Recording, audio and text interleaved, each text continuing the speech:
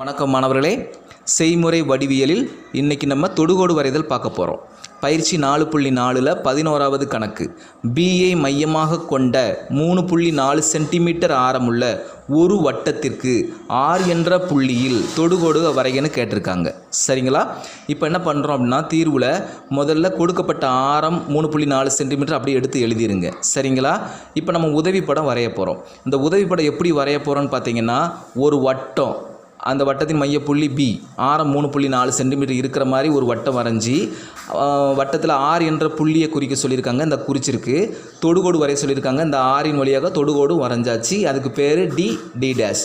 இதுதான் உதவி படம். சரிங்களா? ரைட். இப்போ இந்த உதவி படத்தை பார்த்தே நம்ம மெயின் படம் வரைய போகிறோம். எப்படின்னு பாருங்கள். முதல்ல 3.4 சென்டிமீட்டர் எடுத்துக்கோங்க. கரெக்டாக 3.4 சென்டிமீட்டர் எடுத்து ஒரு வட்டம் வரைங்க. சரிங்களா? ரைட். ஒரு வட்டம் வரைஞ்சதுக்கப்புறம் மையப்புள்ளி பின்னு கொடுத்துருக்காங்க. பாருங்கள், பியை மையமாக கொண்டுன்னு தானே கொடுத்துருக்காங்க. அப்போ மையப்புள்ளி பி. சரிங்களா? இப்போது ஆரம் 3.4 சென்டிமீட்டர். அப்போ நீங்கள் ஸ்கேலை வச்சு ஒரு ஆரம் வரைஞ்சிருங்க. வரைஞ்சிட்டு 3.4 சென்டிமீட்டர்னு எழுதிருங்க. சரிங்களா? அடுத்து வட்டத்திற்கு R என்ற புள்ளின்னு கொடுத்துருக்காங்க. அப்போ வட்ட பரிதியில் இந்த வட்டத்தில் ஏதேனும் ஒரு இடத்துல R என்ற புள்ளியை குறிக்கணும்.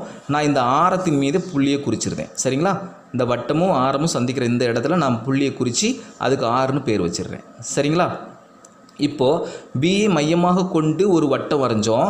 இப்போ ஆரை மையமாக கொண்டு ஒரு அரை வட்டம் வரையணும். இப்போ கூர்மையான முனையை ஆரில் வச்சுட்டு ஒரு அரை வட்டம் வரைஞ்சிருங்க. சரிங்களா?